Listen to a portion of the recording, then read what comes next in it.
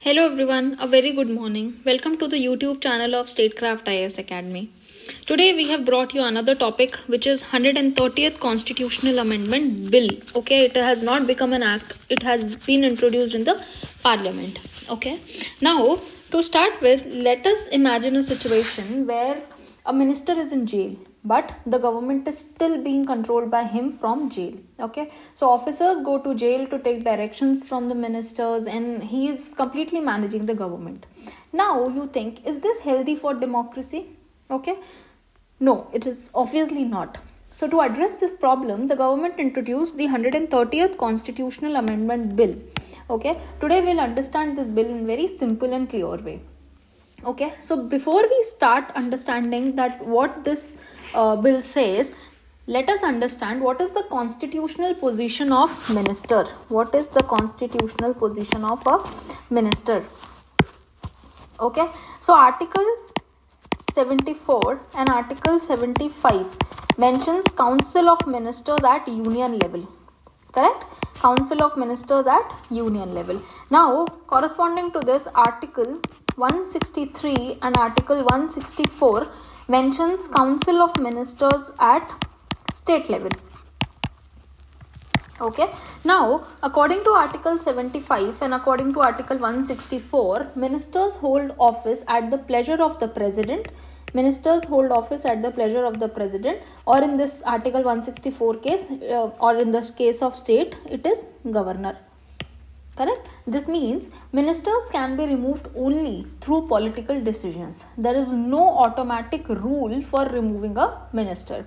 So what is happening is, so until now, a minister could only be removed on the advice of the prime minister or the chief ministers, but it will be removed by the president or the governor. So I hope this is clear till here. Now, the bill introduces a new rule.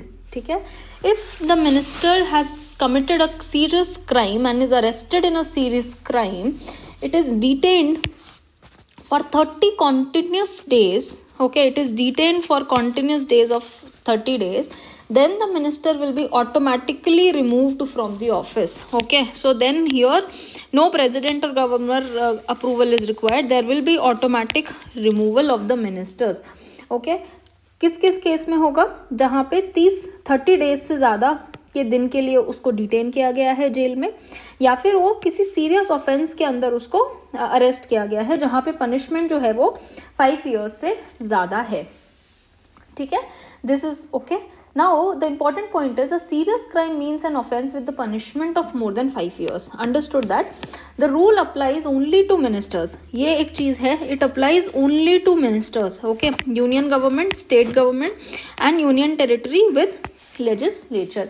So, no resignation or order from the president and governor is required. ठीक है, we have understood this thing.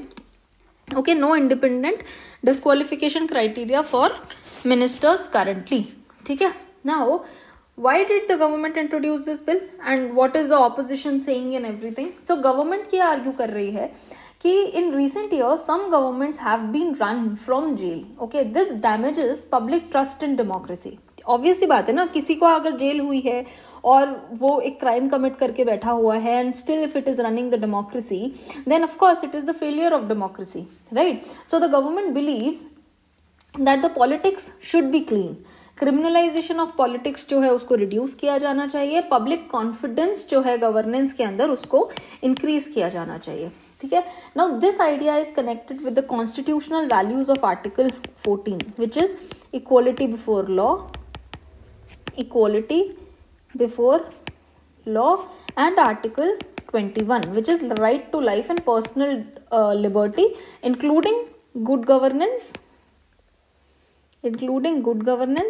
and dignity. Okay, so according to the government, this bill is necessary to protect democratic ethics. Okay, now we'll read from here. Government का pro bill argument क्या है कि governance जो है वो jail से चलने के लिए प्रिवेंट करता है, पब्लिक ट्रस्ट जो है वो गवर्नेंस के अंदर उसको रिस्टोर करता है, पॉलिटिकल मोरालिटी जो है उसे स्ट्रेंथन करता है और क्रिमिनलाइजेशन ऑफ पॉलिटिक्स को एड्रेस करता है. ठीक है, लेकिन there is a lot of uproar in the parliament and there are lot of anti arguments also. ठीक है, तो सबसे पहला जो आर्ग्यूमेंट है वो है वायलेशन ऑफ नेचुरल जस्टिस. ठीक है. Natural justice means that every person has a right to a fair trial. Now this principle is again linked with Article 21, which is due process of law. Due process of law. ठीक है. But under this bill, what is happening is the minister is removed before the trial is completed. The court has not declared the ministers guilty. So opposition is arguing that the bill is violating Article 21 and also the principle of natural justice. ठीक है. So I hope this is clear. Now second thing is presumption of innocence. What is presumption of innocence is, see, in Indian law a person is innocent until proven guilty by the court of law. ठीक है. But in this bill again the minister is punished before conviction only, because उसमें ऐसा लिखा है ना 30 days तक अगर वो डिटेंशन में रहता है तो उसे हटाया जा सकता है. ठीक है. So a minister is punished before conviction. So this again goes to article number 20. ठीक है. Which is protection against arbitrary punishment. Arbitrary punishment. Okay. And also against rule of law, which is also the basic structure of the constitution. ठीक है. Now third point is the separation of power. So Indian democracy is basically based on 3 organs. So one is legislature, executive and judiciary. Okay. Now this idea is supported by which article? Article number 50. Okay. Which is like separation of judiciary from the executive. Okay. अब ये bill क्या कहता है कि executive agencies जो हैं जैसे police, ED, CBI, they can indirectly remove ministers. Okay. So the judiciary has almost no role. Okay, so here what is this bill is trying to say is the executives may become too powerful. Okay, so this is the third argument. Again it is a threat to the federalism. So India is a federal country. Central state relations जो हैं वो govern होते हैं article 245 से लेके 263 के अंदर. ठीक है. अब ऑपोजिशन क्या बोल रहा है कि भाई सेंट्रल एजेंसी इस लॉ को मिसयूज कर सकती हैं अगेंस्ट स्टेट गवर्नमेंट. तो ऑब्वियसली पॉलिटिकल मिसयूज जो है वो पॉसिबल है. ठीक है. सो दिस बिल में वीकन दी फेडरलिज्म एज वेल. अब इस केस में सुप्रीम कोर्ट क्या बोलता है या फिर हमारे पास में सुप्रीम कोर्ट ने क्या आर्ग्यूमेंट्स दिए हैं. So most of the things we have covered in the previous slide. ठीक है. सो इसे आप वापस पढ़ लीजिएगा, then you can make the notes out of it.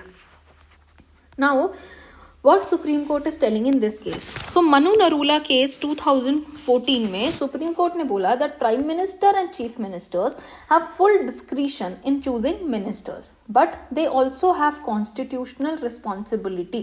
ठीक है. And this is known as doctrine of constitutional trust. ठीक है. Moral responsibility in choosing ministers. फिर उसके बाद में आता है Lily Thomas case.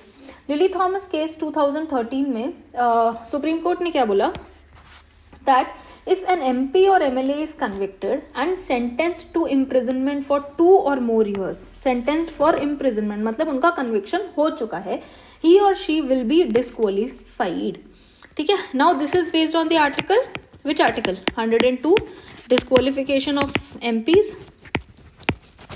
Okay. And article 191, MLAs, disqualification of MLAs and Representation of People Act 1951.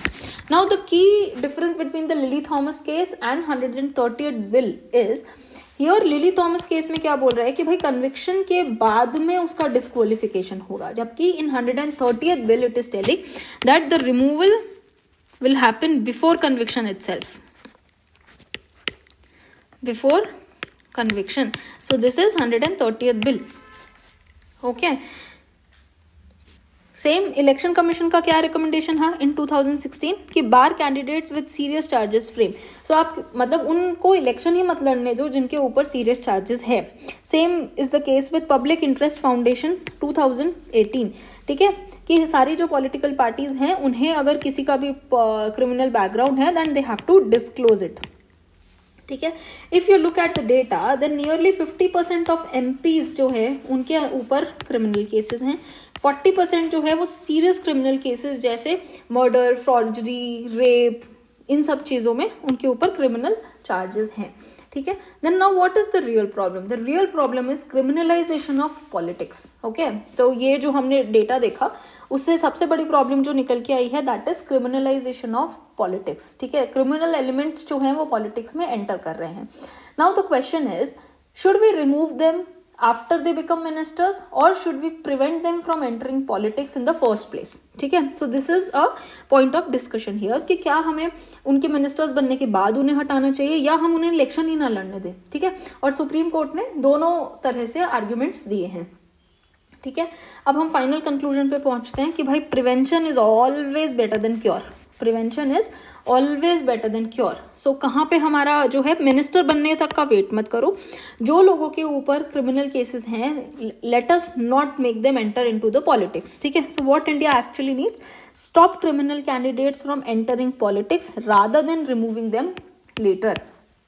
Okay, now suggested reforms क्या है, disqualification at charge framing stage, ठीक है, फास्ट ट्रैक कोर्ट बना दो एमपी एमएलए के लिए, इंटरनल पार्टी डेमोक्रेसी होनी चाहिए ताकि अगर किसी के ऊपर क्रिमिनल केसेस आते हैं देन इंटरनल पार्टी से ही उसे एलिमिनेट किया जा सके, और इलेक्शन कमीशन का यहाँ पे जो रोल है उसको स्ट्रेंथन करने की जरूरत हमें है, ठीक है। तो अगर हम ओवरऑल देखें तो ये बेसिकली आपको इलेक्शन से रिलेटेड जो है यहाँ पे सॉल्यूशंस दिए गए हैं, ठीक है। तो अगर हम बैलेंस्ड ओपिनियन की बात करें कि आपको कैसे प्रेजेंट करना है कि ये जो बिल है it is in favour, it is in not in favour, तो आप इसके positive aspect and negative aspects both we can deal.